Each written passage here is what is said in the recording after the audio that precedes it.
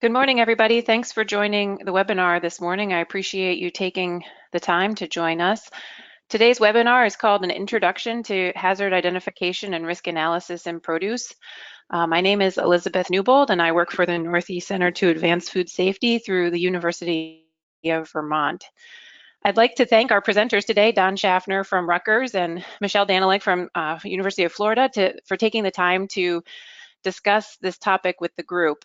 Don and Michelle will discuss the difference between hazard analysis and risk assessment. And these are two relatively new terms in the produce safety world. And so in implementing the produce safety rule, this may lead to anxiety and ambiguity and confusion about what risks actually need to be addressed on the farm. And so Don and Michelle in this webinar will seek to increase our understanding on the differences between hazard analysis and risk assessment so that growers can make better risk-based decisions when developing their on-food farm safety plans. So thanks again to Don and Michelle for taking the time today. And with that, I will turn it over to Don Schaffner to start the presentation. Thanks, Elizabeth. So I really appreciate Chris and Elizabeth inviting us here to do this, and I also am very grateful for my friend and colleague Michelle Danilek for being willing to be part of this. What is turning into going to be, I think, a really interesting session this morning. So let me start by talking about. Well, let me start by figuring out how to advance the slides. Oops. Just generally on your computer, because it's your PowerPoint. Yeah, that's what I did, and it didn't work. Okay, here we go. So yes, so why this particular topic? Well, this particular topic was suggested by Chris and Elizabeth because the understanding. Getting for people in fresh produce, getting confused or understanding the differences between hazard and risk is really important. And I would say it's not just important in fresh produce, it's important across all the areas of food safety today. I've been teaching HACCP courses at Rutgers for almost 30 years now, and it's something that even from day one people struggled with and were confused about. So a couple of months ago, they asked me to do this, and I said, yeah, sure, that sounds like a great idea. And you know what? I'm going to reach out to my friend Michelle, who I know has talked about this particular idea. And we shared some slides back and forth. It's kind of funny. She shared some slides with me that were based on some slides that were modified from some slides that I had shared with her. And as I sat down this week to prepare for this webinar, I thought to myself, you know what, those slides are not going to work anymore. So I threw all the slides out, and I've got a very short slide deck today. And really, what this webinar is going to be about, I hope, if it goes successfully, is an extended discussion session.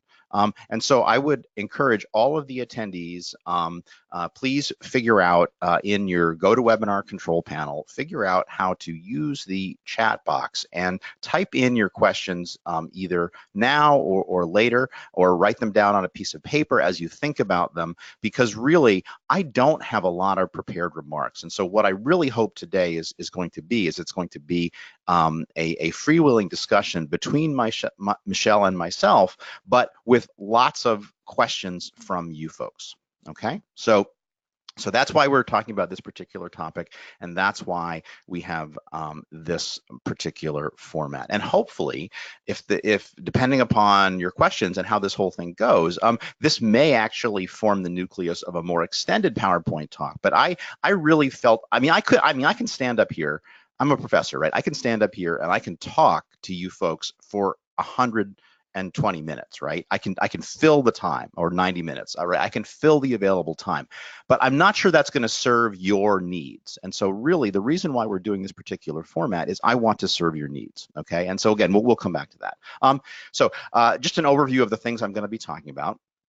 I'm going to start by talking about definitions, and I used to back when I was young and naive. I used to think that reports and other things that started with definitions were kind of weak sauce. It was a poor way to go.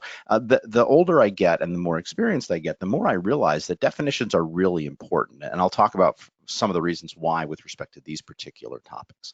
I'm going to give you a brief overview of what I mean by risk assessment, me as somebody, a practicing, quote unquote, practicing risk assessor.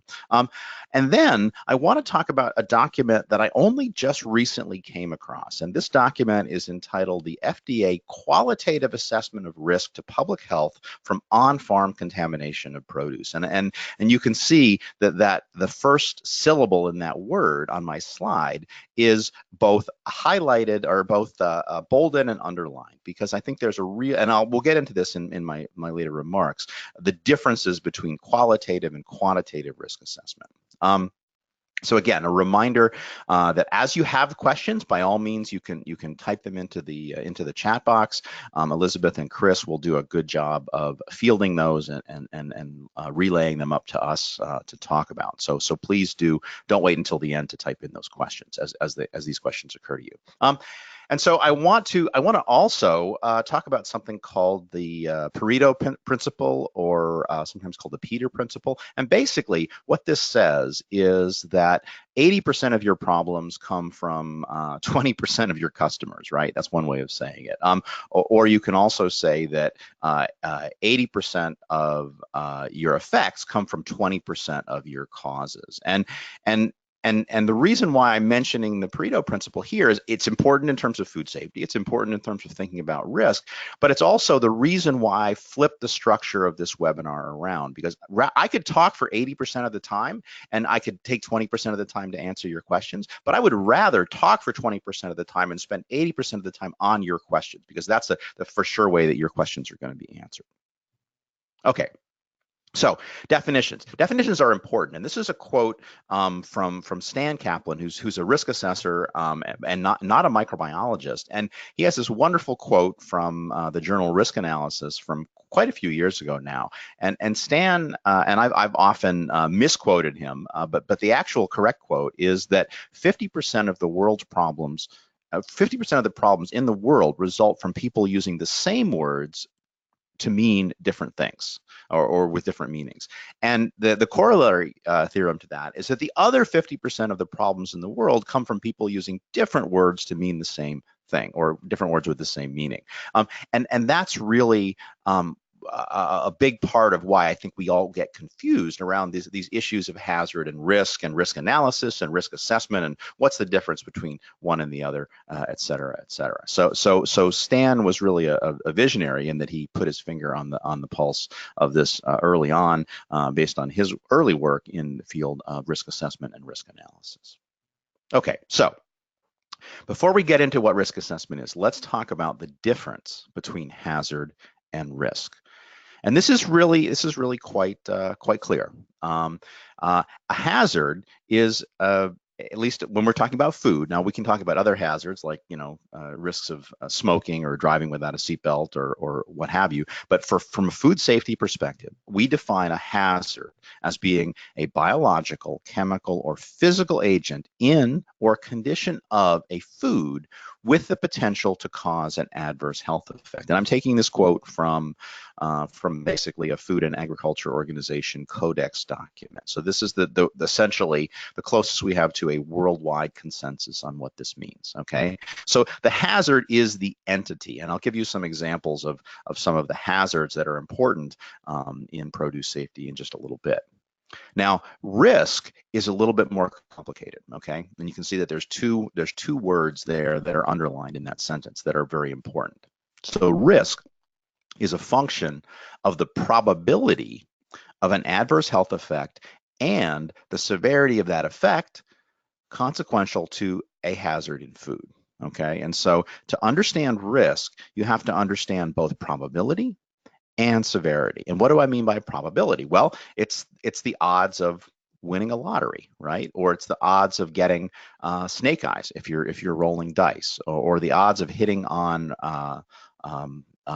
black 2 if you're playing roulette. I don't even know if there is a black 2 in roulette. I don't gamble, but basically it's a probability of a certain thing occurring. You know, it's the probability of a flat tire on the way to work, or the probability of getting into a car accident, or the probability of slipping and falling in your home kitchen. Right? It's a number. It has a numerator and it has a denominator. And then the second thing is severity.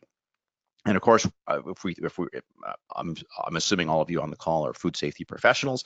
You know that there's all different types of severity when it comes to microbiological problems in food. You could have a staphylococcal illness, in which case you vomit a couple of hours after eating the food, and then you're probably fine. You could contract norovirus, which means you'll be miserable for a couple of days, but unless you're especially weak or elderly, you're probably going to survive. We could be talking about something like botulism, where if you ingest botulinum toxin, you are most likely going to the hospital. You may be misdiagnosed, and you may or you may not die. And then, of course, there are some microorganisms like salmonella, where you could experience everything from a mild illness all the way through hospitalization and even death. And so, and then, of course, we also, if we're thinking about risk, we also have to think about long-term consequences. So, for example, you could develop a reactive arthritis, or you could ingest E. coli 157H7, and you could be affected the rest of your life with the consequences arising from hemolytic uremic syndrome, where your kidneys stop functioning. Okay, and so all of those things have to be considered when we consider risk. So really, and hopefully I've created this idea in your mind, hazard is a relatively straightforward, simple thing. And all of us as food safety microbiologists and food safety professionals, we're really good at naming the hazards. Well, that's salmonella, that's a piece of glass, that's a sanitizer, and if you use too much of it, you can get chemical intoxication from that, right? We're really good at naming hazards. What we are maybe less good at is thinking about risk, because we have to think about two things. We have to think about probability, and we have to think about severity. Okay, so now we're finally ready to talk about risk analysis. And I have to say, think back to Stan Kaplan's original quote there.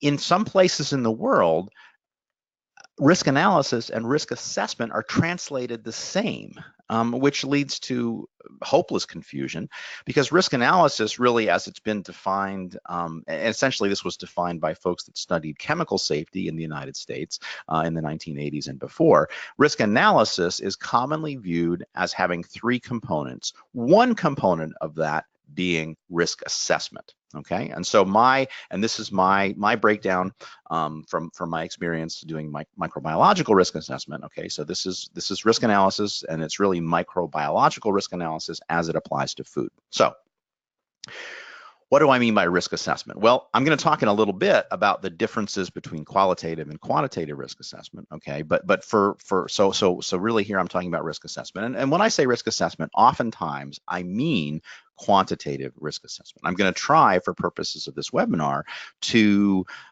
draw that distinction when I'm talking generically about risk assessment, when I'm specifically talking about qualitative versus quantitative, et cetera, et cetera. So the question that risk assessment seeks to answer is, how big is the risk, and what factors control that risk? Now, risk assessment is by and large a scientific process. Michelle and I have published a paper on risk assessment of E. coli 157H7 in leafy greens, and in that risk assessment, we laid out through a very scientific process that was eventually published in a peer-reviewed journal the factors that we thought were controlling that risk and the magnitude of that risk depending upon the inputs to the computer model. So risk assessment is by and large a scientific process. It's done by scientists. It may not be wholly scientific and based on the literature. You may have expert opinion that's included into that risk assessment. And again, the paper that Michelle and I published on leafy greens, there were places where we just simply didn't have data. So we asked knowledgeable experts in the field what they thought the relevant parameters would be. But by and large, it's a process that is grounded in fact, and it's grounded in science. And as much as there's ambiguity and there's uncertainty, but to the greatest extent possible, we try to explain those in a rational and scientific way. Okay, so risk communication is another component of risk analysis. And risk communication really deals with how can we talk about the risk with affected individuals. And the folks there are actually scientists out there that study risk communication. I've got a good friend and colleague, Bill Hallman, here at Rutgers University. Bill's a psychologist, and his degree, he has a PhD in psychology, and he studies how people think. And so, and one of the things that he studies is their perception about risk, including perception about microbiological risk. In fact, you can even say that in a way, by giving this webinar to all of you folks and me talking to you about risk, I'm doing a form of risk communication. So whether it's me on this webinar or you out in the field talking with a farmer or a packing house manager about managing their risks, you are in fact doing risk communication, whether you're classically trained in the field or not. And then the last component of risk analysis is something called risk management. And I think this is the one where there's the greatest potential for confusion. And very often people that are inexperienced will mix up or confuse risk management with risk assessment. And it's very important that we be aware that they are two very different things. So risk assessment says, what are the risks? Risk management says, what can we actually do about those risks? So for example, if the risk is E. coli from wild animals in the field, what to do about keeping those animals out of the field, that's the risk management decision. Okay, or that's the risk management process. So risk management, again, deals with what do we do. Risk assessment will never tell, if it's good, if it's well done, risk assessment will never tell you what to do. It will say, if you do this, we expect that this will happen. If we do that, we expect that this other thing will happen, okay? Risk management also deals with what is possible and what is practical. So we could reduce animal intrusion into fresh produce fields by putting them inside giant bubbles, okay? I say that not because I think it's a good idea or that we should do it, but to point out that that is a solution to the problem. Of course, it's a crazy solution to the problem. It's way too expensive. It would cause costs of produce to skyrocket overnight, and farmers would go out of business. So it's not a practical solution. Okay. Another solution would be to post armed guards around the edges of your produce fields and to shoot any wild animals that attempted to enter the fields. That also has consequences, and it's probably not practical, and in some places might not even be possible. Okay. So risk, but it's a valid risk management decision. It just may be a poor decision. Okay. And so what we try to do in risk assessment is lay out for the risk managers, the people who have to actually make those decisions, what their options are. Okay, and so in excuse me, in a federal agency like FDA or USDA, the risk assessors is generally one group within the agency, and the risk managers is a different group. The risk managers may be the ones writing the policy or writing the guidance, and the risk assessors are the people sort of figuring out the science.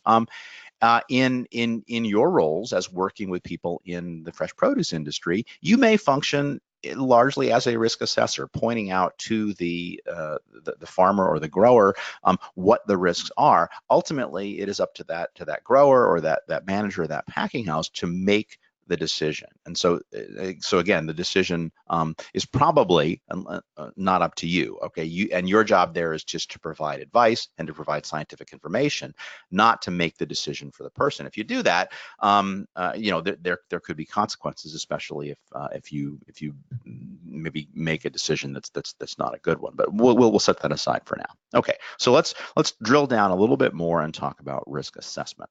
So I've divided, for purposes of this talk, I've divided risk assessment into three different categories. The first one is qualitative risk assessment. Now, this can be a formal qualitative risk assessment, or it can be an informal risk assessment. So for example, if you make a decision to cross a street without, to jaywalk, you are doing an informal qualitative risk assessment. If you're late for an important meeting and you make the decision to drive above the speed limit, that is, you are doing a qualitative and informal risk assessment. What are the consequences of me being late to this meeting versus what are the consequences of me driving above the speed limit? If you make a decision to smoke cigarettes, or you make a decision to not wear a seatbelt, those are decisions that you are making that are maybe informed based on risk, but you're not sitting down and actually calculating out numbers, okay? And so, and we can do qualitative risk assessment in this field as well. And again, remember that document that I called your attention to earlier. That's a qualitative risk assessment done by the FDA. We're going to come back and we're going to talk about that in a little bit more detail, okay? The next kind of risk assessment is what I'm calling semi-quantitative. And there is a whole field of semi-quantitative risk assessment. And I'm going to give you an example on the next slide. In semi-quantitative risk assessment, you may see categories like high and medium and low. And high and medium and low may even have formal numerical definitions. A lot of people, especially risk managers, are really drawn to the idea of semi-quantitative risk assessment. And it seems like a good idea, right? Because it's not all wishy-washy and qualitative, but on the other hand, we often don't have enough data to do a quantitative risk assessment. And so this should be a happy middle ground. This should be a nice compromise. And often it is used, and often it is a useful compromise, but it also has some hidden problems. And I don't have time to go into them, but I'm going to talk a little bit about it, what those problems might be on the next slide. Okay. And then the last type of risk assessment, which again, I could talk to you for 60 minutes on this, but I'm not sure it's going to really serve your needs. And that is a quantitative risk assessment. And when I say quantitative risk assessment, what I really mean is a probabilistic risk assessment. So typically using something called Monte Carlo simulation. It uses a computer, it uses equations, it uses specialized software, and it's calculating the odds of various things occurring. It's looking at the concentration of microorganisms as they go up, as they go down, as they move through the supply chain, as they move from location to location. And then there's also something called a deterministic quantitative risk assessment. And this is the math in these deterministic risk assessments are a little bit more straightforward. It's like we make an assumption. There's a starting concentration of 10 bacteria. It's temperature abused for a certain number of hours, and then the concentration goes up. And it's less complicated, and it may also be less representative of reality, but sometimes it's good enough, okay? And so again, but don't worry too much about the differences there, but just know that within all of these buckets, right, whether it's the qualitative, the semi-quantitative, or the quantitative bucket, there are multiple categories of approaches that can be used. And again, there's entire books written on these subjects. So before we move on to a discussion, drilling down into a little bit more details on fresh produce, I do want to talk a little bit about semi-quantitative risk assessment. And the first example that I learned about, and again, this was based on teaching HACCP for many years. Often when folks who are developing HACCP plans, either as a part of their business or as a part of going and taking a HACCP training course, they do a semi-quantitative risk assessment. And the idea here is that you look at what's the likelihood of this adverse event occurring, and then what's the severity of that event occurring, and then depending upon how those two pieces on the grid play out, you may decide that a particular hazard is going to be controlled by your GMP program, your Good Manufacturing Practices program, or you may decide that a particular hazard is going to be controlled by your HACCP program, your Hazard Analysis and Critical Control Points program. And then, of course, there are some boxes boxes in between that don't have a red color or a green color, and those are, it's a judgment call as to whether that goes into your HACCP plan or goes into your GMP program. Again, this can be very useful in certain circumstances. Where you get into trouble is that often the choices for how you define high, medium, and low in these boxes become somewhat arbitrary. And again, if you're interested in reading more, there's some papers in the peer-reviewed literature that I can share with you. If you want to follow up with me after the webinar. But I guess the short thing that I want to say is that sometimes as you fill in those boxes and as you try to assign numbers to high, medium, and low, you could get nonsensical answers. So for example, in that medium severity column that's in the middle, you can see if there's a high likelihood, it's HACCP, if there's a low likelihood, it's GMPs, and if there's a medium likelihood, it's on the bubble between the two. Well, you could actually, depending upon what numbers you assign, if you try to make this more quantitative, you could actually get nonsensical answers, like something in the GMP is actually being a higher risk than something that's in the HACCP program. And again, I don't think it's necessarily going to serve your needs for me to go into that right now, so I've chosen not to. But just be, I guess if there's a take-home message here from this particular point, it's if somebody is presenting a semi-quantitative risk assessment to you with the idea that it's almost as good as a quantitative risk assessment, you should be a little bit skeptical of that. Okay, and let's leave it at that. Okay, so again, let's revisit this topic of hazards versus risk. So the hazards, again, for those of us who are active in the field of food safety, the hazards in fresh produce are really pretty easy, right? It's Listeria monocytogenes, it's Salmonella, it's pathogenic E. coli, it's Cyclospora, it's Cryptosporidium, it's norovirus, hepatitis A. I'm sure I've left a few off, but those are kind of the big ones. And we're food safety experts. We're really good at finding those. Understanding the risk, and especially the risk as they relate to fresh produce, we could spend, many of us will spend the rest of our lives studying this, right? Like literally, how much time do you have and where do we even start? Okay, so before I talk a little bit about the FDA qualitative risk assessment, I want to share this particular quote. Now, I'm not a huge fan of Donald Rumsfeld, but I do really like this quote, and I'll read to you the quote verbatim, because he really I think he really nailed something here. Of course, he wasn't talking about fresh produce. So what Rumsfeld said in February of 2002, which is after the events of 9/11, because as we know, there are known knowns. There are things that we know we know. We also know there are known unknowns. That is to say, we know there are some things that we do not know, but there are also unknown unknowns. The ones we do not know, we do not know. And I think he got made fun of a little bit for this quote, but he really nails it, right? And the same thing is true for fresh produce. We have known risks that we know. We also know in fresh produce food safety, there are things that we don't know.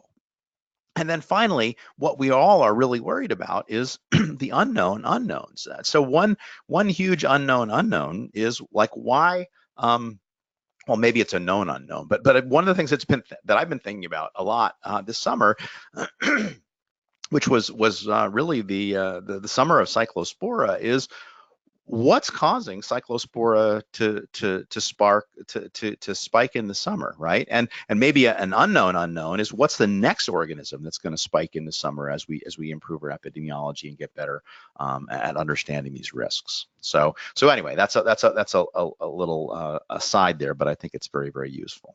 So I want to talk a little bit now, and we're almost getting to the point where Michelle and I are going to talk, and hopefully you folks are going to ask questions. So hopefully you're typing those questions into the chat box, because again, it's going to be. I mean, Michelle and I talk all the time, and we're glad to talk for your benefit today. But it will be a lot better and a lot more interesting if you folks engage. So, like I said, Here's this FDA qualitative risk assessment. It was published in 2015. This is a screen capture of the title page, and so this just shows you basically all the things that FDA studied. And I was really impressed to know that this document existed. Like I said, it had only come to my attention quite recently. And so again, if you do a Google search on final qualitative risk assessment of risk to public health of on-farm contamination of produce, you'll find this document, and it makes for some interesting reading. So the first thing I want to share with you are the FDA conclusions, and I won't read this to you, but I will hit some highlights. So produce can be contaminated. And most of the contaminations are biological. So that what that means is that we're not going to really worry too much about stones in your fresh produce. We're not going to worry about glass in your fresh produce. We're not really going to worry too much about excessive application of pesticides in your fresh produce. So there's a separate group of people that manage that. So guess what? Most of the problems with fresh produce are microbiological. Well, that's not that surprising. There are known routes of contamination, right? Water, soil amendments, animals, worker health and hygiene, buildings and equipment. These are the things that cause produce to become contaminated. There are some types of produce that have been repeatedly associated with outbreaks, right? Thinking about tomatoes, thinking about leafy greens, thinking about melons. But all types of produce could become contaminated. There are specific growing, harvesting, and on-farm practices that influence the potential routes of contamination. If you use poor agricultural practices, you could have contamination, even when the risk is relatively low. And then, of course, there are practices such as cooking and peeling that may impact risk. And so when I read this, of course, my reaction was, duh. We all know this, right? We didn't need a multi-page FDA report to tell us this. But again, I suppose it's good. It's probably, again, there's probably a lot of good references there. There's probably a lot of good, I mean, again, I don't mean to disparage the people that wrote it. I'm sure it's a very useful document. But to me, the thing that was much more useful coming out of this document was a short section that appeared after the conclusions. And that was information on gaps and research needs. And this really is where I thought the value of the document lay. Okay, we don't know about the origins of pathogens in the farm environment. We don't really have good data on survival and distribution of pathogens in the farm environment, specifically as it relates to animals, soils, water, and post-harvest operations. We don't have much information about the transfer of pathogens to produce. Now, again, we've been doing some work in my lab, Michelle's been doing some work in her lab, and we've been doing some work together to try to answer some of those questions. Survival and growth of pathogens on produce. Well, there's a lot of data out there. Some of it doesn't make any sense, and much of it doesn't agree with other bits of it. And so I would say that there are data out there on survival and growth of pathogens on produce, but the data are sometimes conflicting and ambiguous. We need more data on good farm practices that mitigate the potential for contamination. And then finally, and maybe I disagree that this last one is a significant research need. That is the prevalence and levels of pathogens in produce that cause illness. We have a pretty good idea through dose response modeling the levels that would cause illness. Now, what we don't know is to what extent are those levels in fresh produce, and to what extent to what degree are they prevalent? In other words, what fraction out of 1,000 or out of a million servings are the pathogens present? That for sure we don't know. Okay, so we are literally to the last slide of my presentation. Some ground rules on the Q&A. Okay, and we have plenty of time left, and so I really would like to spend the time talking with all of you. So to paraphrase or to rip off Outback, there's really no ground rules. I mean, these are the ground rules, but there's really no ground rules. The most important thing is that you leave here with your questions answered. And so we're going to do our very best to do that. There is no such thing as a stupid question, guaranteed. If something occurs to you, if a question occurs to you, there is somebody else here, some of the other 54 people that are on the call besides you, has that same exact question. If you want to be anonymous when you ask your question, you can just tell Chris and Elizabeth that you don't want to be identified, and we won't call you out. But trust me. Every time I hear somebody say there's no such thing, or every time I hear somebody say, I know this is going to be a stupid question, but inevitably they have a really good question. And of course, if you don't ask questions, then Michelle and I are just going to sit here and talk and probably mostly talk about food safety. And finally, I will say, it's going to be way more fun for everyone if you ask questions. It says talk here, but I think we're just going to do it via the chat. It's certainly going to be way more fun. I mean, I can talk to Michelle anytime, right? But I don't only have you guys here with me today, and so I really do want to hear with you. And then finally, as a way of a plug here, I do want to say that if you like the sound of me talking about food safety, you should check out my podcast that I do with a mutual friend of Michelle's and mine, Ben Chapman, and it's called Food Safety Talk. So with that, Michelle, I'm going to ask that maybe if you've been listening, maybe there are some things that I've said that you disagree with, or maybe there are some questions that have occurred to you as I've been talking. And so I'm going to ask Michelle, do you have any questions for me to start the ball rolling? Sure, Dawn. And I would just like to point out that I've unmuted myself, so I have won my first challenge of this of this webinar. Thank That's you. me clapping for you. Thank you. So I do have a couple questions coming out. You gave some great definitions early on, which I agree with you are very, very important, because I think a lot of times we talk about doing risk assessments in fresh produce safety, and we don't really mean doing risk assessments, and we don't see that. I think you did a search for the term risk assessment in the produce safety rule, and if I'm correct, you didn't actually find it. Is that right?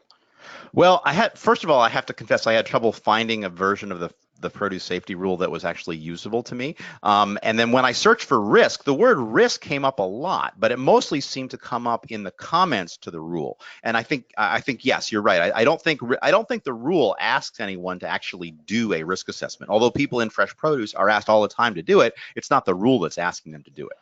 Yeah, so I want to talk about that for a little bit, about people all the time asking folks in produce safety to do a risk assessment. And I think, there's some pretty good examples coming out of a lot of audit schemes about asking people to do a risk assessment in fresh produce.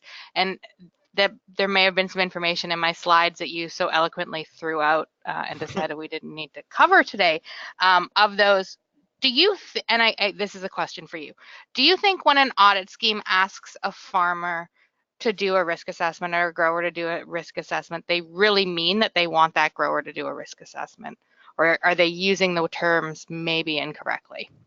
Well, it depends, right? I think I left some room open in my definitions of risk assessment to say, yeah, I mean, if you are making a decision about whether to jaywalk across a busy street, that's a risk assessment. And so in a way, yeah, if you're asking the farmer to do a risk assessment, it certainly doesn't mean that we expect the farmer to do a quantitative microbial risk assessment in the style of Daniluk and Schaffner on leafy greens, right? And again, I do want to encourage everybody who, if you're a regular attendee to the IAFP annual meeting, Michelle gave a great talk, and I've heard her give a couple versions of the same talk where she talks about what do people mean when they mean risk assessment. And so for sure, if someone is asking a grower to do a risk assessment, for sure they don't mean a quantitative microbial risk assessment. But the problem is that I don't know if they know exactly what they do want them to do, right? Like, probably they want them to identify hazards, and that's really easy to do. It's a lot harder to say what's the probability and the severity of that hazard occurring, and then what do you do about it? So the short answer is no, they don't mean the same thing that I mean when I say risk assessment, but they probably do mean something that's kind of similar. But the problem is that what they mean is ill-defined, right? And that I think is where people run into a lot of trouble. So what do you think we can do about that? God, I don't know, Michelle. I don't know. I'm baffled. Do you have an answer? No, I totally don't have an answer. But I'll tell you what I'm complicated with all the time, and I'm watching the questions, and nobody else is putting in a question, so I'm going to just continue to talk and ask you questions until somebody does. We actually have several. Actually, Oh, we do. Okay. Yeah. Well, then Yep, let's go to no. some questions. Good. I haven't seen them, but I'm glad you've got them. Yep. So Yeah. Dawn, I forwarded you the first one, Dawn. I don't know if you're able to see it there. Do you have any recommendations on how to teach farmers about assessing risk in the field, such as bird poop on a tomato? How do you think about how large an area not to pick from and how to manage it? Yeah, so that's a thank you for reading that, Chris. And so yeah, it's a hard question, right? Like what's the and let's broaden it to more than just bird poop, right? Let's like, okay, so there's bird poop, right? Well, what if there's other unidentified animal poop that's not from birds? Maybe it's dogs, maybe it's coyote, maybe it's who knows, a wild hog intrusion into the field. And the short answer is I don't think we have data on that. And again, the decision about what that radius should be, that's a risk management decision, right? I can tell you that for sure, visible poop, you probably shouldn't harvest it. But whether the area around the poop needs to be 1 foot or 5 feet, I don't think we know the answer to that. Just and to give you a relevant example, a little bit different relevant example.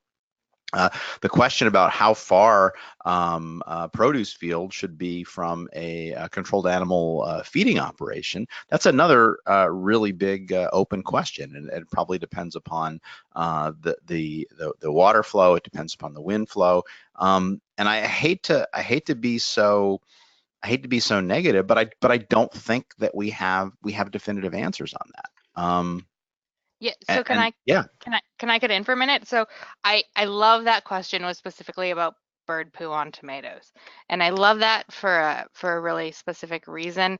That's a question I get all the time. A lot of the audit schemes, suggest buffers of 5 feet around animal intrusion, which comes out of the leafy green marketing agreement, which makes a lot of sense on a crop like a leafy green, and especially a baby leaf where you've got a very dense canopy, but it doesn't make a lot of sense on something like a tomato where it would be pulling out adjacent plants and pulling out a plant that might be harvested several more times. So the Florida Tomato Committee actually funded us to do a study to look at dispersion following different types of animal intrusion and poo events into the field, as we like to call them. So we have studies going on right now where every time a grower has a contamination event where they see bird poo, or if they have what we like to call a bird apocalypse, where a ton of migratory birds come through the field, we actually have a study right now seeking to gather those data points, and then we're working with a risk modeler here at the University of Florida, Ari Harvilar, to try and make some science data-based, risk-based recommendations to growers about what that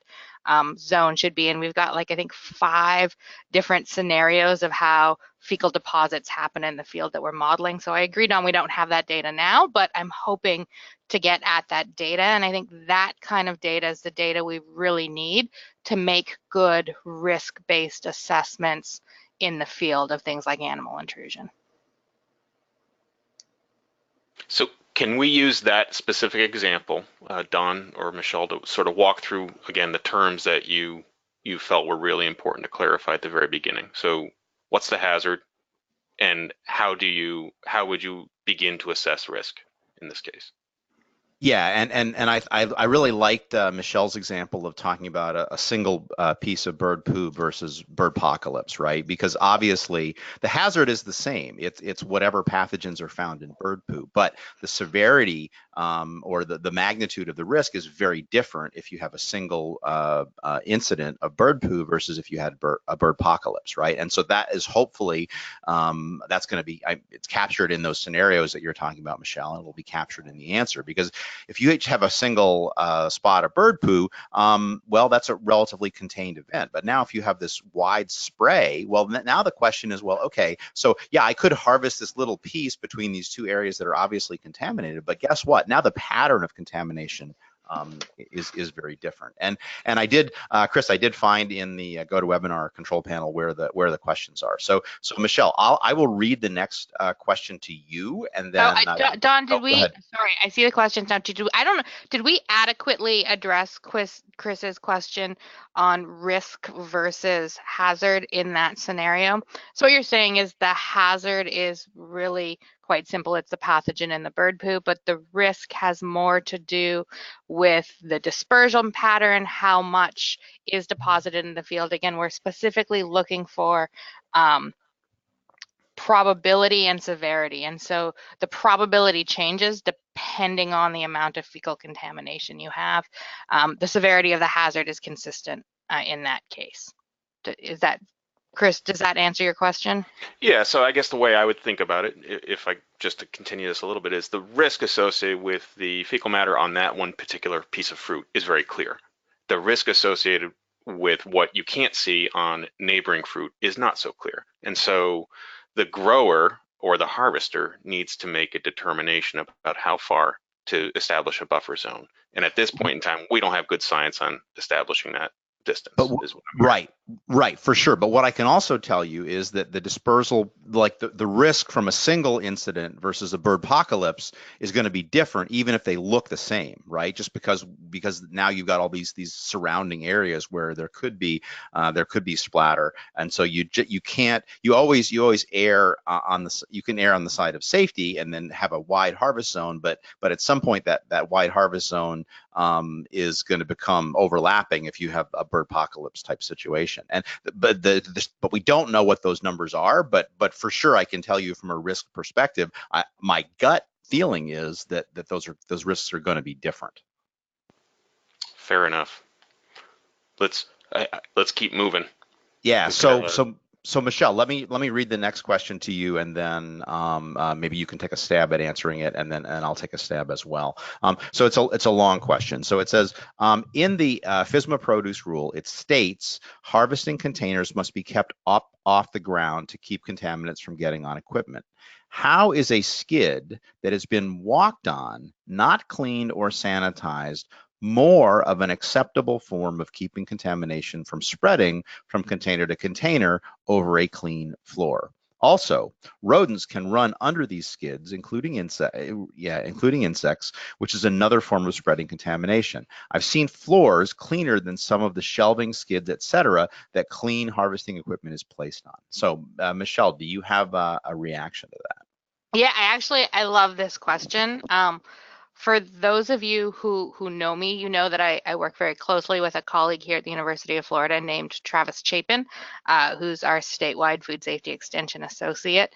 And we have had almost this exact discussion several times about harvesting containers, and specifically harvesting containers, maybe a little bit different from this scenario, but harvesting containers that are put out in the field and sitting right on the soil while they're being harvested into, which I think, is a lot of the same factors of here, these harvesting containers sitting on the floor. And the way I talk to Travis about us thinking about the risk of those products is that if that harvest container gets stacked, what I'm worried about is whatever that harvest container sat on and the potential for the movement from that into the produce in the open bin that it's been stacked upon. So for me, the hazards are the same. The risk happens when we give it a potential to move on to harvested produce that hasn't touched the ground. And so for me, the risk is stacking, not so much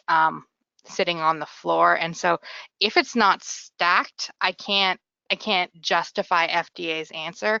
And I try often actually not to try to justify or figure out what logic FDA had when they wrote the produce rule.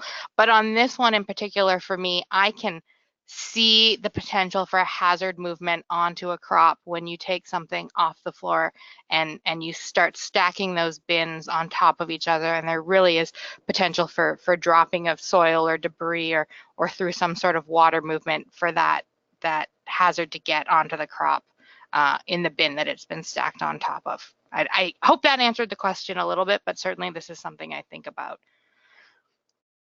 Yeah, and your answer actually, and I don't have anything of substance to add, but your answer in thinking about this reminded me of the work that we've done together on transfer to tomatoes from plastic mulch versus from soil. And you would think, well, soil is where all the bad things are, right? And so if the tomatoes fall onto plastic mulch, then that's less risky than if they fall directly on the soil. But in fact, because bacterial transfer between surfaces is complicated, it turns out that if you inoculate that plastic mulch versus if you inoculate the soil with a known concentration of a foodborne pathogen, you actually get more transfer from the plastic sheeting or the plastic mulch than you would from the soil. And so that points out a couple of different things, one of which is that we need science to support these decisions, but also we need to have an open mind, right? So in fact, in this particular scenario that we studied, the risk was actually higher from something that was not the soil, just because of the nature of bacterial transfer and probably something about the geometry of the soil versus geometry of plastic mulch. So anyway, good topics for discussion. So I will, yeah, go ahead. Chris, did you want to jump in there? Yeah, real quick. I mean, this question in and of itself, Don, seems to me to be in some ways the start of a qualitative risk assessment, right? So there's a practice that someone is taking a look at and thinking a couple layers more deeply about, and saying, is this alternative practice actually reducing risk? Yeah, and I would say that the solution, well, of course, collect data and do science, right? But what's the solution in the meantime? I guess the solution in the meantime is I would hope that people be sensible and think about like the spirit of the rule rather than the absolute pure interpretation of the rule, right? So the rule states that harvesting containers must be kept up off the ground. But guess what? If you keep those harvesting containers off the ground and then you walk in them or you poop on them, that's not helping to manage that risk. And so you have to really think, you really have to think about, well, what's the intent here? The intent, yeah, sure, it makes sense to keep them off the ground because it maybe keeps them away from rodents and insects. But if by virtue of keeping them up off the ground, you actually create harborage points for rodents and insects, that's not a good thing. And so you should try to do the thing that's most sensible in terms of food safety. So yeah, but it is the start of, again, and I wouldn't even go so far as to call it a qualitative risk assessment or a semi-quantitative. I would just call it risk-based thinking, right? Like we should all try to have risk-based thinking. And I just want to say, Don, I really hope nobody's ever pooping on harvest containers. Certainly, I think that's a recommendation everyone can agree on. I would agree with that recommendation, yes. People do all sorts of weird things, Michelle. There's videos on the internet. I don't know if you've seen any of them, but there's videos. All right, I'm going to read you this next question because Sure. I think it's a really good question. Isn't a food safety plan essentially a risk assessment, or at least a recently done food safety plan? Well, yeah, decently done, or decently or recently. I would say maybe. If the food safety plan is done with an adequate understanding of risk, yes. The problem is, and this relates back to an earlier slide, I think fundamentally people confuse hazard with risk. And we're all bright, well-educated people. We all can think very creatively about different ways that hazards can be introduced. And the problem is that we really have to remember that hazard does not equal risk, right? And I keep coming back to that FAO definition, right? It's probability and severity. And I want to bring something else too, right? If you're doing a good HACCP plan or a good food safety plan, like we talk about in either HACCP or the preventive controls rules, you also have a bunch of risk management decisions in that plan about how you're going to control the risks, right? Mm-hmm. And so risk management is not risk assessment. Back to your definitions, correct? Exactly. So I think the answer to this question is it's a good food safety plan is can include a risk assessment, but certainly goes beyond it into other realms of risk analysis as well. Would you agree with that? Yeah, and remember, just because somebody writes something and they call it a food safety plan doesn't mean that it's a good food safety plan. So I guess I would just encourage, again, for me, it comes back to risk-based thinking rather than hazard-based thinking. And I mean, at least I've grown up with hazard-based thinking, and we have to move away from that and begin to think about probability and severity. And if you are thinking about probability and severity, then you're thinking in the right way, I think. So, the next question, the questioner writes, this sounds similar to a FMEA, a failure mode effects analysis from the manufacturing industry, where you identify risks and essentially create a quantitative measure. Do you think a model like this would work in the produce industry? My understanding of the origins of HACCP in the space program in the 1970s, it basically was engineers applying failure modes effect analysis. So HACCP is essentially failure modes effects analysis. And so, yeah, so to the extent that we can apply HACCP to fresh produce, I think it's good. The problem where that approach breaks down and where why we are in the situation that we're in, I can cook my chicken, I can cook my hamburger. I am probably not going to cook my leafy greens before I eat them in my salad. And so the controls that we have in place for fresh produce, because we can't apply heat, the controls that we have in place for fresh produce may not be very effective against the hazards that are there. And so we are reliant upon other techniques like harvesting restrictions and chlorinating the wash water and temperature control, all of which are good, but they're nothing like being able to appropriately cook your hamburger or your hot dog or your chicken. Yeah, I don't disagree with that at all. I agree that in sort of the system we have in fresh produce, because we don't have sort of that magical kill step at any point, we really are in a complicated, we have very few controls in the system. So we really are just relying on trying to make whatever problem might come into post-harvest handling, trying not to make it worse. Yeah, agreed. Then I'm having a little bit of trouble understanding the next question. It says, when it is on the skids, it is above everybody's shoes when they walk by versus being directly on the floor. So I think that's somebody. Referring to the earlier question, Michelle, yep. maybe. Yep. Trying again to sort of when it's on the skid, if that skid is maintained, it wouldn't be on the floor where it would be exposed to whatever people are bringing in on their shoes. Okay, I have somehow made in an attempt to see all the questions, I have made the questions go away from my control panel. So I can read the next one if you want. Okay, thanks. We know farms have multiple areas of operation: growing, harvesting, watering, etc., which have unique risks. How do you establish a starting point to begin addressing these risk areas without overwhelming the grower? Great question. Yeah, and I think that the answer is we're working on it, right? So, for example, Chris is the PI on a grant that we've submitted that will hopefully provide a user-friendly tool that will help walk the farmer through this. Michelle and I were collaborators on a grant that has not yet been funded to help packing houses to basically scientifically assess the risk of different components, different pieces in a packing house to help the operators of that packing house prioritize in a risk-based way which pieces of equipment need to be replaced before others. So again, it comes back to this idea of risk-based thinking, where what we're going to do is we're going to find ways to look at probability and to look at severity and then make appropriate decisions. But there's still a research base that's being developed there. Michelle, did you have anything else? Yeah. I want to ask you a question, Don. What's the difference between risk-based thinking and doing a risk assessment?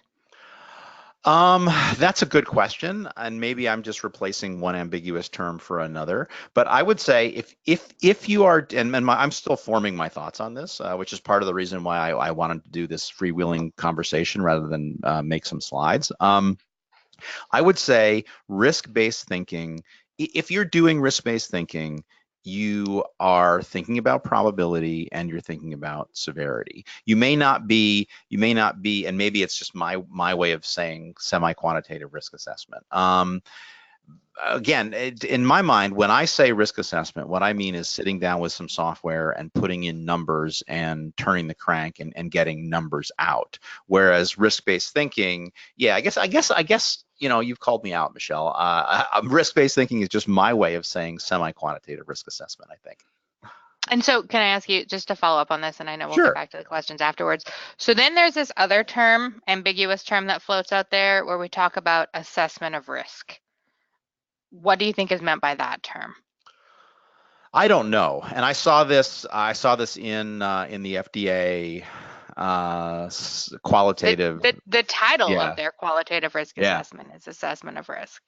And maybe assessment of risk is, I don't like it, because I would always rather say things with fewer characters and fewer words. And so assessment of risk uses more space than risk assessment. I guess by flipping it and putting the of in there, it gets away from calling it a risk assessment. But to me, they mean the same thing. And I would rather just say risk assessment. Versus risk-based thinking, I think, is maybe, again, this is my own patented term that I just sort of came up with. But risk-based thinking, it doesn't say that you're assessing anything. It just says you're trying to think more in a risk-based way, rather than actually assessing anything. Yeah, so I wanna dive in now to answer that question that we diverted from early on. How do we not overwhelm farmers or overwhelming growers? They're overwhelmed, and one of the things that I think frustrates me a little bit about where we are in produce safety is when we talk about manufactured foods, we have given folks in manufactured foods a framework for understanding hazards, understanding risk, and managing those risks and hazards in their facility in the form of this very comprehensive food safety plan. And I know everybody pushes back on me when I say, maybe it's not a bad idea to have a HACCP plan or a food safety plan in a packing house because it's a lot of paperwork, but it's a very structured way of thinking about it. And so I don't think we have yet for growers, even in all the different audit schemes, that very structured way of thinking about hazards, thinking about risk, and managing risk the way we do in manufactured foods.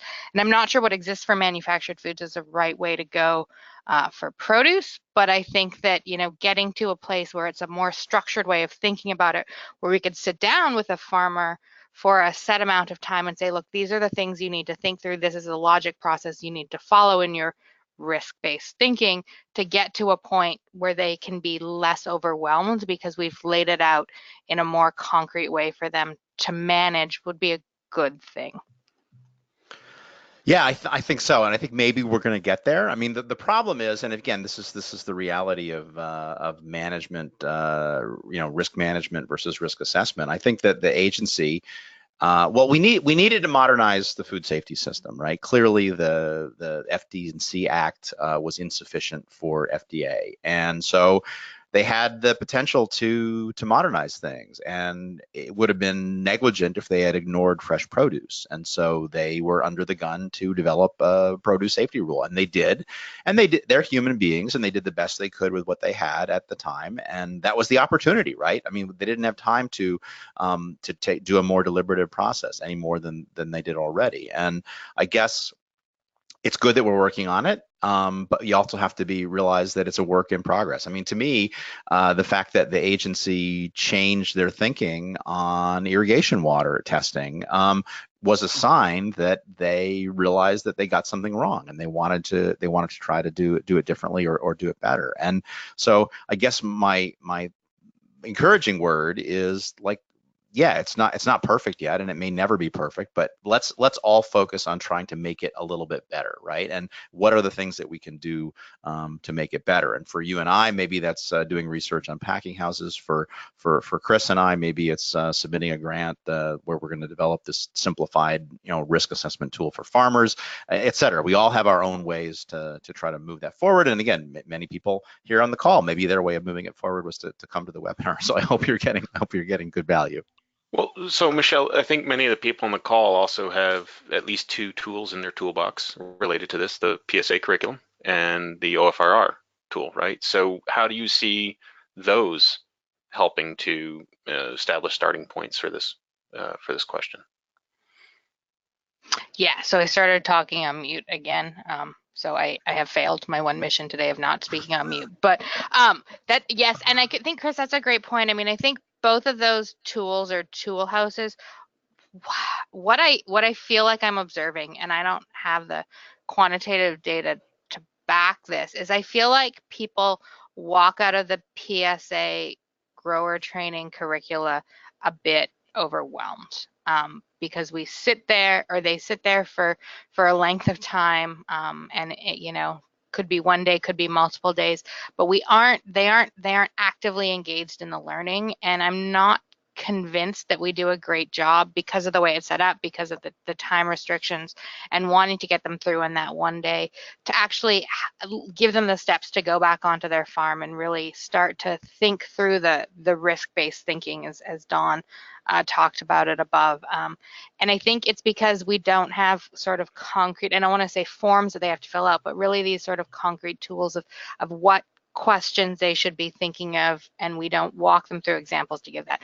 On-farm readiness review certainly is a great tool, but it's a tool that brings somebody else on as a third party to help think through where they see the risks are. And again, similar to any audit, that on-farm readiness review is a snapshot in time that I think is a helpful step. But I know here in Florida we have started doing one-on-one consultation with growers to help them interpret their water testing data, because they just weren't getting enough out of the on-farm readiness review or our produce safety course, and really digging into understanding how they need to analyze their data. So I think, we, at least our extension administrators, try to move us away from these one-on-one consultations to more web-based learning opportunities. But I think it really is that one-on-one time.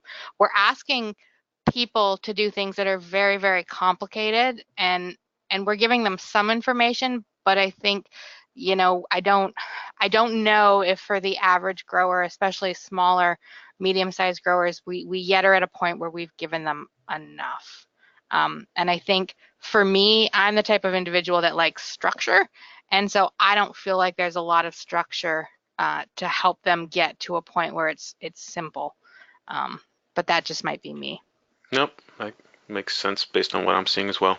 One-on-one technical assistance or one-on-one educational program seems to be really important. Next question. I can read it if you want. Yeah, please. I still haven't figured out how to put the questions back. All right. I'm curious what your thoughts are about the length of time required for an area that has been subject to a major flood event. Major flood event is to be considered safe from chemical contamination. Are there guidelines for assessing such risk, and where can it be found? I guess so. Let me. I thought the question was going to be about microbiology. Honestly, in terms of chemicals, the good news is with chemicals is they tend to be, they don't change, or they don't have the potential to increase, and their concentration tends to go down over time. And so I would say, in that case, maybe some sampling might be a worthwhile endeavor, and just make the sampling based on look for what the relevant chemical indicators might be.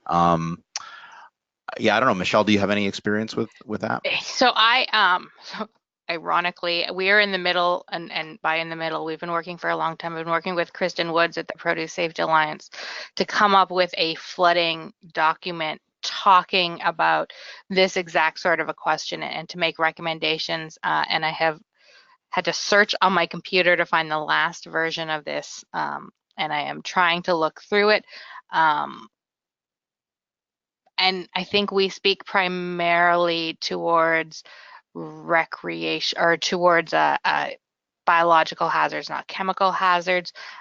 Kristen really had hoped we would have this document out prior to the hurricane season from this year. Obviously, we have failed on that, but do watch for it when it comes out, because these sort of things are things that we do discuss in there, although like I said, it really focuses on microbiological hazards, not chemical hazards. And I'm sorry I don't have a better answer than that at this point.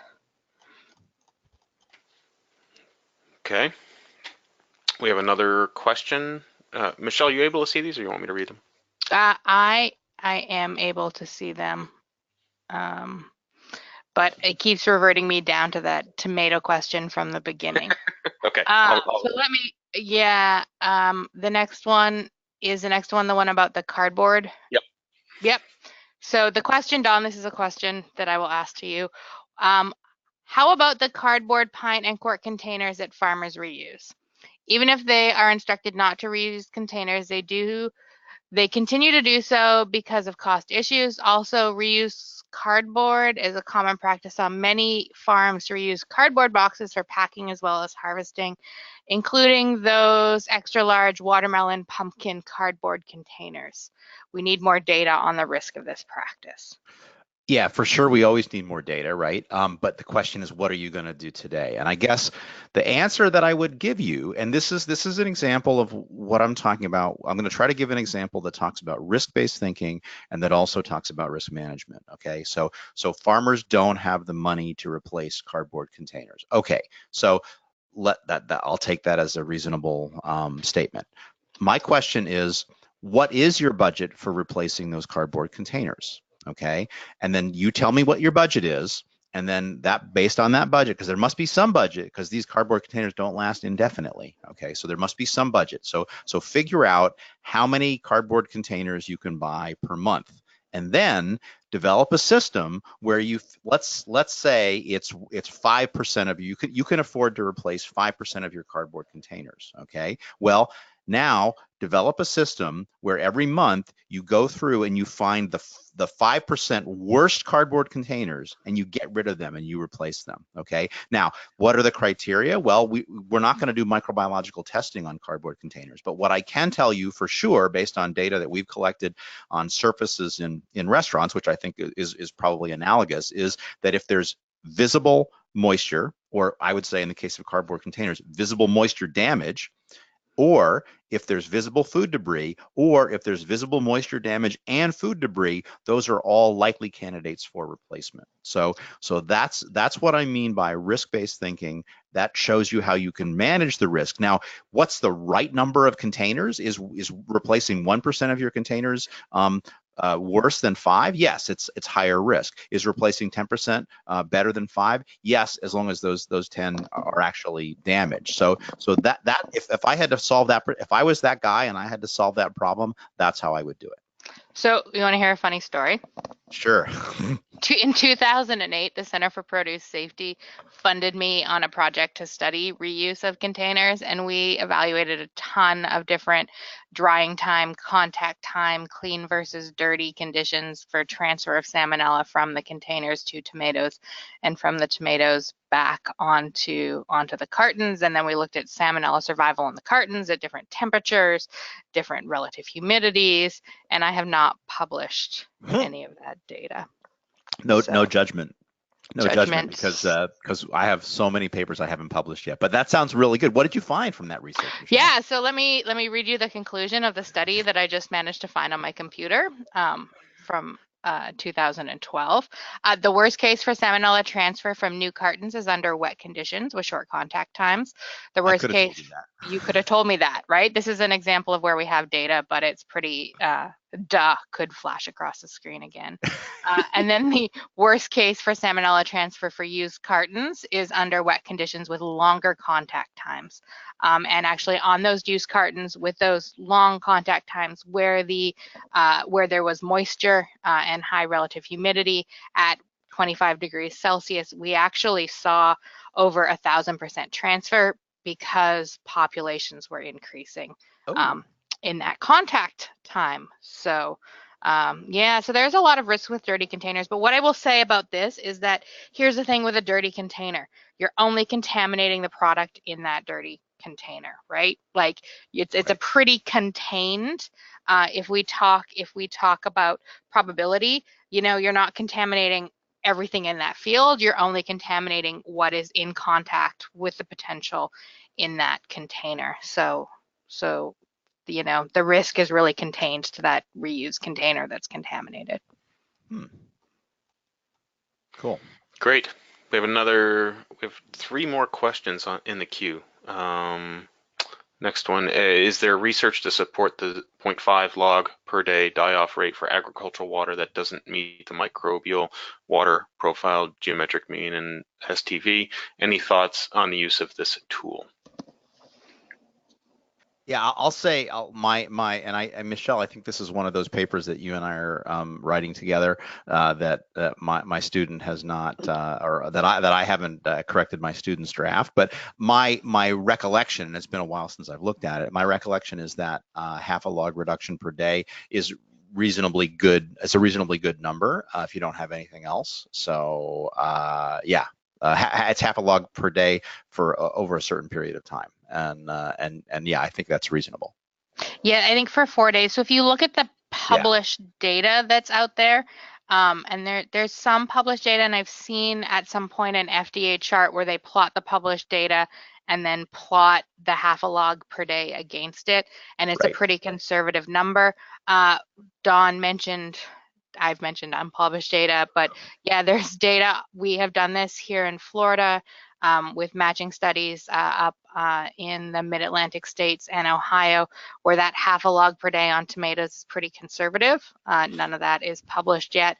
We've also done it here on oranges, on different varieties of oranges over the entire harvest season. So 6 months of the year, and that number, that half a log a day, holds up again as very conservative. The only time where we got anywhere close to having less than half a log per day die off was during a tropical storm that came through in the middle of our experiment, and we were still below that half a log a day. As we continue testing through the tropical storm, because that's how we roll here, we were still below that half a log a day, but that was the closest we ever got to that half a log a day number, again, within those first 5 days. So I think it's a fairly conservative number. I think what it doesn't address is those long-term guys that hang along at the end at very low levels. And I think that is something that will come out of this data, is that we can recover populations. When we were doing these studies on oranges, we could recover the E. coli populations that we sprayed on the tree until there were no more fruit left on the tree for us to harvest. So you do have very low levels of contamination that stick around a long time. But I like, in a lot of ways, that half a log a day reduction, and I do think it's it's a conservative number based on the available data today.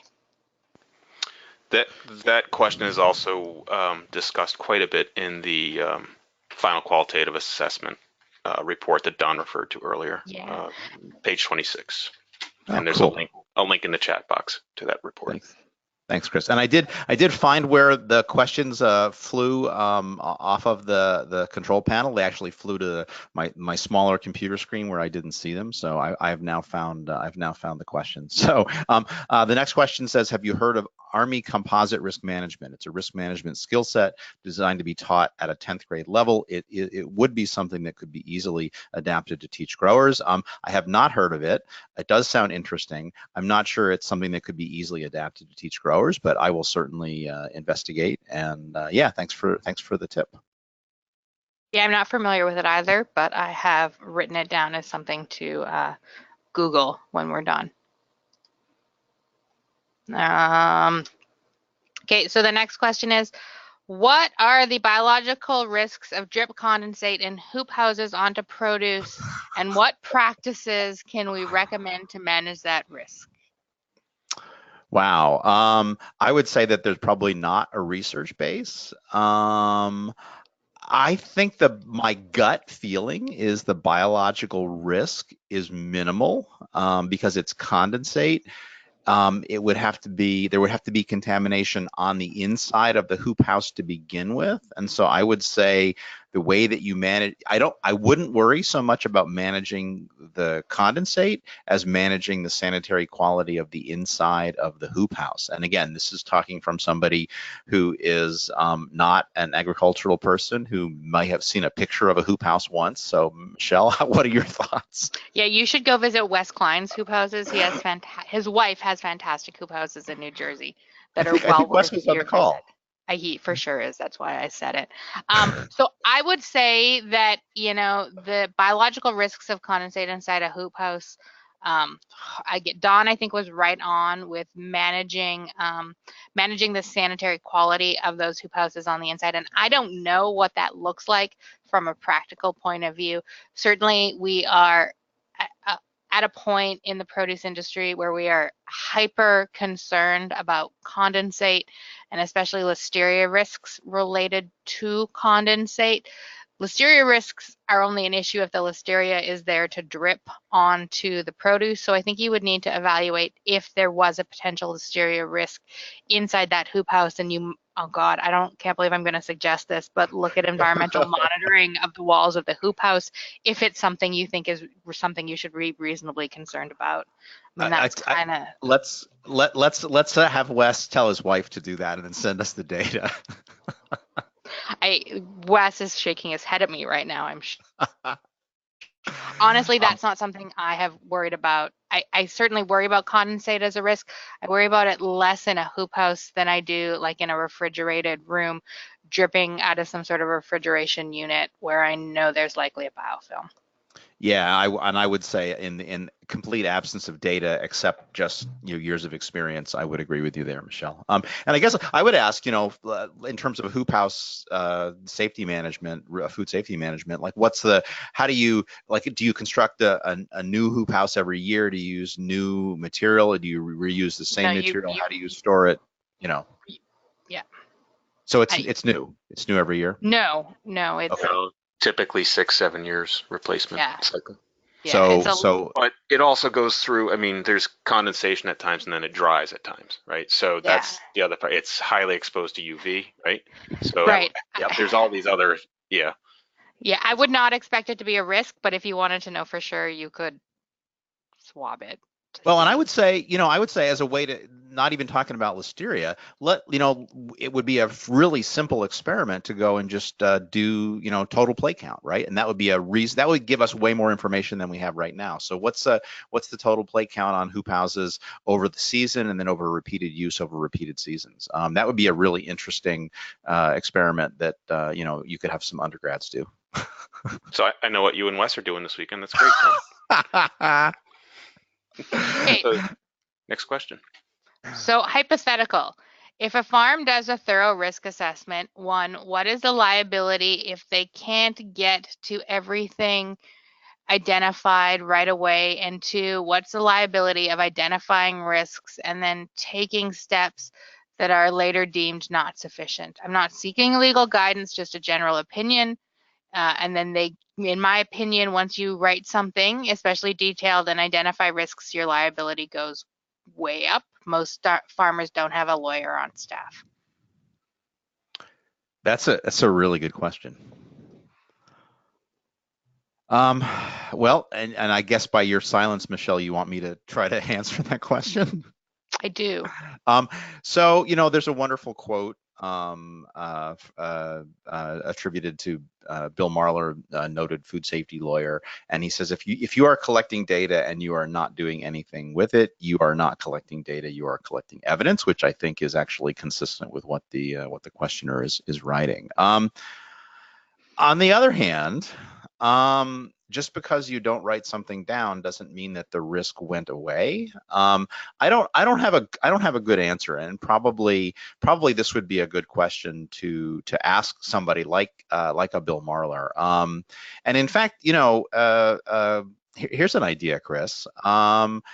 for a future webinar, maybe invite Bill to come and talk to these folks, because Sure. he's a really smart, articulate guy, and he has a lot of interesting things to say, and sometimes he surprises me with what he says. So I guess at the end of the day, people should do the right thing and not worry so much about legal liability. I suppose if you are concerned, you can go through a thorough risk assessment. You can try to implement best practices, and then you can destroy those documents. But yeah, I mean, it sounds like that would probably be a better question for a lawyer. But again, when it comes to this sort of thing, my advice is just try to do the right thing and don't worry so much about the legal consequences. I don't know of any farmers that have ever been if this has ever been addressed in any particular way. I mean, I think back to Jensen Farms, right? So Jensen Farms made some bad decisions in their efforts to produce high visual quality cantaloupes. They made some very, very bad decisions that resulted in a huge listeria outbreak. But those guys were completely honest about what they were trying to do, and they had good intentions, and I think it didn't work out great for them, but it could have gone a whole lot worse. And so I would say start with good intentions, start with trying to do the right thing, rather than trying to cover your ass legally. So that's my non-legal, non-lawyer advice. And it's funny, we should mention questions for lawyers. And I'm gonna ask Elizabeth just to talk a little bit about that topic if she's able. I'm not particularly able, but I will say that this is something that Chris and I have started to think about and have recently began a partnership with Vermont Law School to form some work around some of these legal liability and legal questions around the produce safety rule. So we are very early days on that, but it's definitely an area that's been identified as a major need and something that we are interested in digging deeper into. So certainly more to come on that. And Don, I like your idea of doing a webinar that features some of that type of work. So definitely more to come. Cool.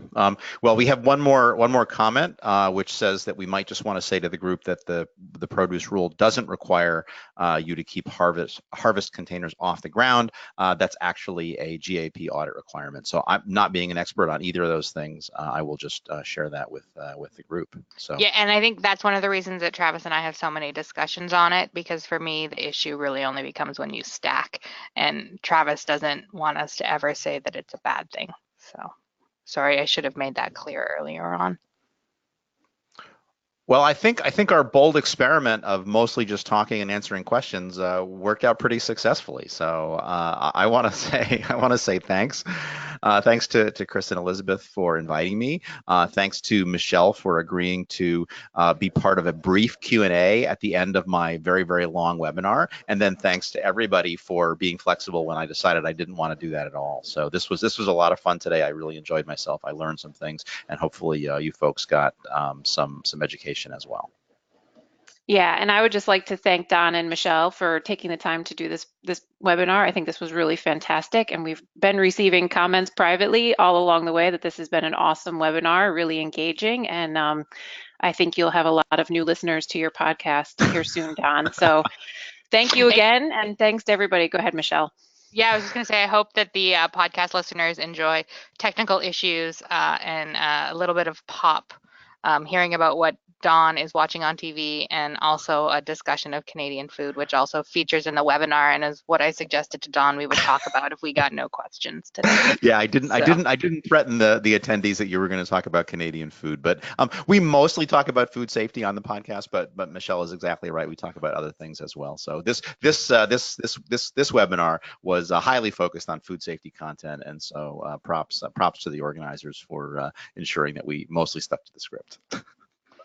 Great. Thanks, everybody. Have a wonderful afternoon. Take care.